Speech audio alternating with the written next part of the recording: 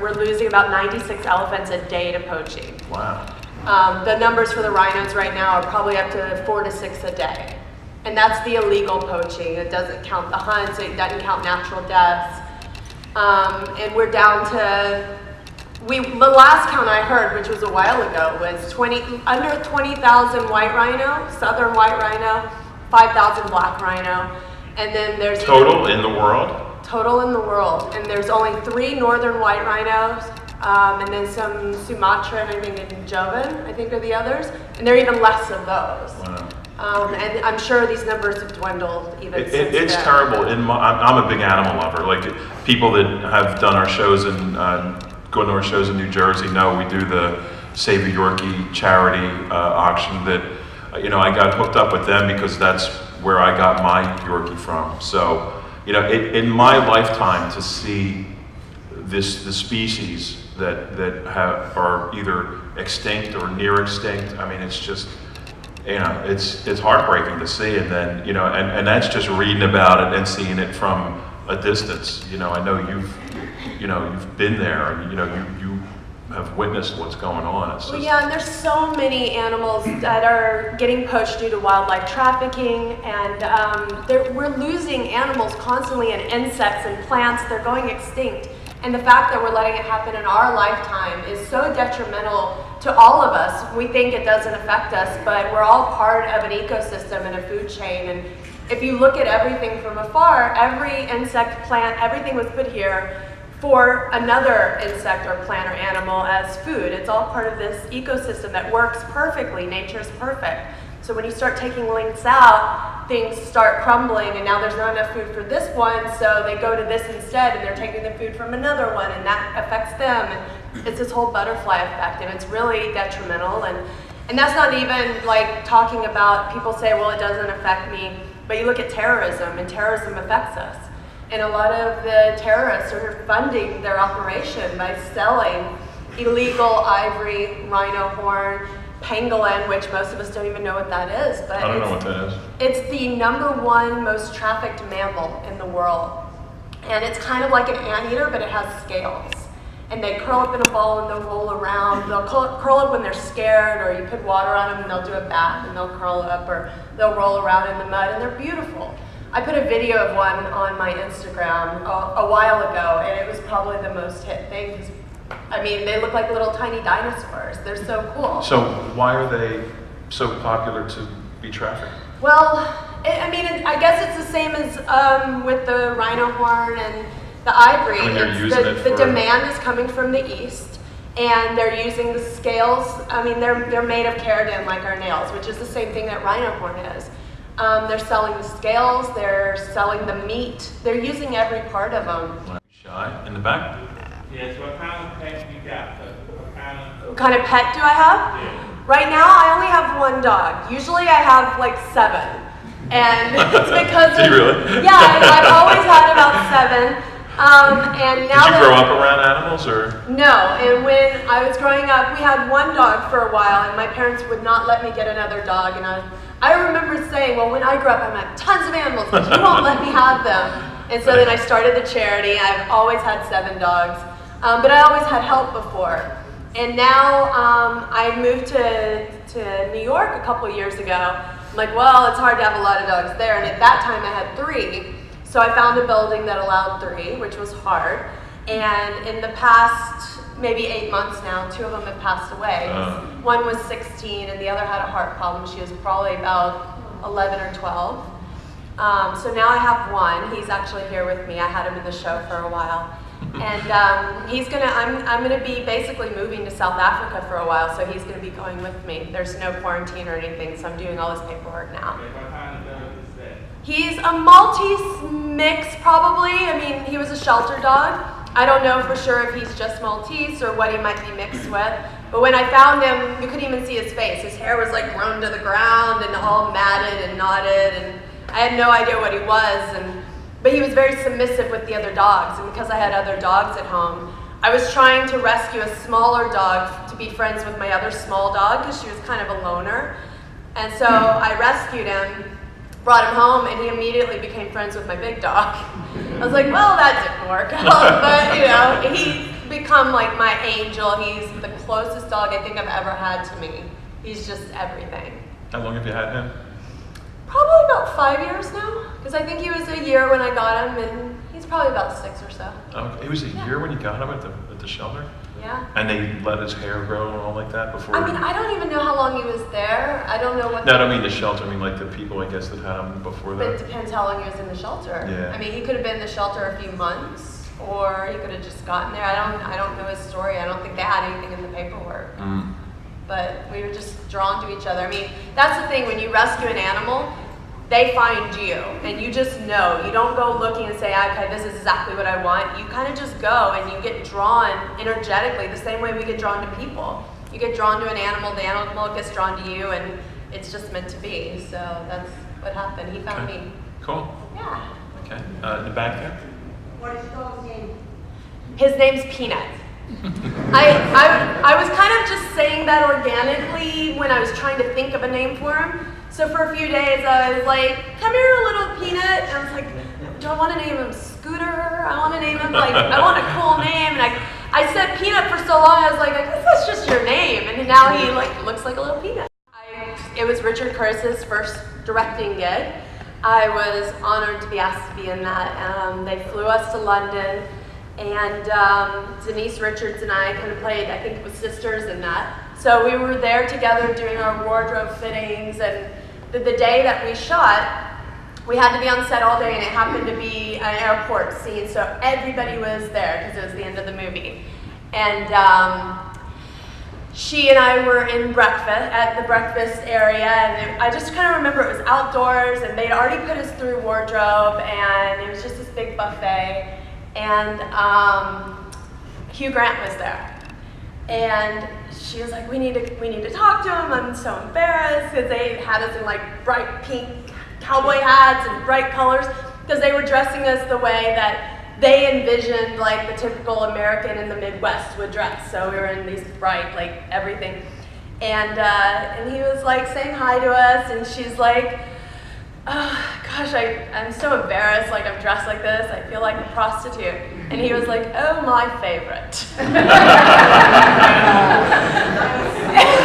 He walked away, we were like, that was so cool. It was amazing. So that was my main memory of Love Actually. It wasn't even shooting the film. That's a good story. How did you get first into acting? Were you born in Houston, or you grew up in Houston, or? I was born in Houston. I grew up in Waco. Oh, okay. Were you there during the time of the?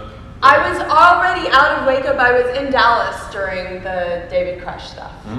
I was already traveling around working, and my dad knew that I wanted to get into acting. And I mean, how did you at an early age? Did you know that that's what you wanted to do, or? Yeah. I don't know why, but I guess I'd mentioned it a bunch of times to my family, and I don't know what it was that drew me to it, but I wanted to do it. I had voiced wanting to do it. So my dad had read in the paper that they were looking for extras for a video for a band called High Five, and that was local to Waco. They all lived there, so they wanted to do their first video in their hometown. So I went downtown and auditioned to be an extra, and I got it, and they said it was a featured extra, but you hardly see me in it, so I don't know. But I became friends with the producer, who was from New York, Propaganda Films, I think it was, and then the director happened to be Antoine Fuqua. Oh, wow. But at the time, he wasn't who he is now. So, but I always remembered his name. And I don't think anybody, I have a copy of it, I think, on one of those big, laser discs or something. I don't even know how to see it. But the producer was talking to me about coming to New York and to do modeling. And I was like, well, I never really wanted to model. But I knew that there was a crossover between modeling and acting, and that was commercials. At the time, if you did commercials, you could be a model or an actor. So I was like, well, maybe I could get into acting. And blend from one to the other. Yeah. So he had asked to come talk to my parents. And they're like, who's coming to our house? Why are they coming? I don't understand what we're supposed to be doing. But he came over, and they ended up loving them because he was offering to help and not asking for anything. He was saying, you know, your senior year, why don't you just come to New York and I'll set you up with a photographer and take you to some agencies and we'll just see what happens. And so my parents agreed. And so over Christmas break, we went to New York and did some photos and got an agency. And like, I think 9 days after I graduated, I moved to New York. Wow. So On your own? My mom went for a week, and then she left, and I was on my own after that. And I was in NYU housing for the summer, so they would rent it out to interns and different people. So like it wasn't just like models. So it was a lot of different people that I became friends with. A couple guys that are big writers now, all kinds of walks of life, and they were all doing different things. And I think that the day that my mom left, I went out with a couple of people there, and I think I probably shouldn't say this, and you're filming, so I shouldn't even say this, but I was doing shots with them, and I ended up at the coffee shop with them, and I think I might have gone head first on the table. Like, I was like, Mom's gone, it's, you know, my first day on my own in New York, and I don't remember the whole night. So. Wow. And I'm not a big drinker at all, and I hate shots, and I just don't drink that much. But that was like, okay, Mom's gone, so now I can let loose, and I think that was probably the only time I let loose like that. So how did you get your first movie role? Well, Jack Frost was my first movie role. This is the audience for that. Yeah. And I just remember auditioning, I guess, and getting it, and we went and shot in Big Bear. So I was excited to go to Big Bear, except that there was no snow, and they needed snow, and we went there for snow, and they had to like manufacture snow. And you know, it's funny, I don't have a ton of memories from it. My main memory is that I was friends with like the hair and makeup artists, and we were like jumping around on the beds to Shania Twain music and like singing and dancing, and that was like when we weren't filming. That's like my big memory of Jack Frost. But we had so much fun doing it, like, and I mean, I can't believe it's like this thing where people like still know what it is. Oh yeah. It's awesome. A lot of people, when I had put in we do a pick your own movie kind of thing on Friday nights at midnight, and I had put the list of like the 6 movies that, you know, we were gonna let the audience choose from, and everybody gave me so much shit because I didn't have Jack Frost on the list. I'm like, oh, I'm sorry. Oh my God, but there's 2 Jack Frosts. Yeah, that's when they first said it, I'm like, oh, you know, and then my son's like, no, it's this one. I'm like, oh, okay. I haven't seen the other one though. I hear that's the better one. Well, I mean, it depends who the audience is. But I haven't seen it, so I don't know. I don't remember mine that well. I need to go back and watch it. Yeah. So what was it like working with Jay and Silent Bob? You know, it was amazing, but I hadn't seen a lot of Kevin's movies before that. Oh, I think okay. Chasing Amy was the only movie I had seen, and it had been a while. So I remember going and talking to Kevin in his office before I got the role, and we just sat and talked for a while, and he's like, oh, well, have you seen Clerks? No. Have you seen Mallrats? No. He's like, I've never had someone tell me they've never seen any of my movies before. So then every time he would introduce me to people, he'd be like, she's never seen any of my movies. Yeah, she's never seen anything. I was like, sorry, I will watch them, but I haven't watched them. Well, but I thought I would. I had a question, after meeting you and knowing how much you're into the, you know, the animal rescue and all that, now when I think back when I watched the film, and I remember the whole scene, you know, with Jay with the trouser snake scene, was that originally in the script, or did they put that in? I think it was in the script, Oh, okay. yeah. I was wondering, because after I was talking to you and then I watched the scene again, I was like, oh, I wonder if they wrote that because of your interest in animals, or was that already in the script before you got it? No, because the whole script, well, I mean, beyond that, it was animal liberation and stuff like that, so that was all part of the script. Oh, okay. So when I saw that, I watched it early this morning, I was like, oh my God, I wonder if that was ad-libbed or, you know, or inserted afterwards. I think it was in the script. Oh, okay. Actually. Yeah, there have been other things where we've been able to ad-lib things with animals and talk, and like I would add my own stuff in, and they were cool with it. Oh, okay. But yeah, I don't think that would have been something I would I knew.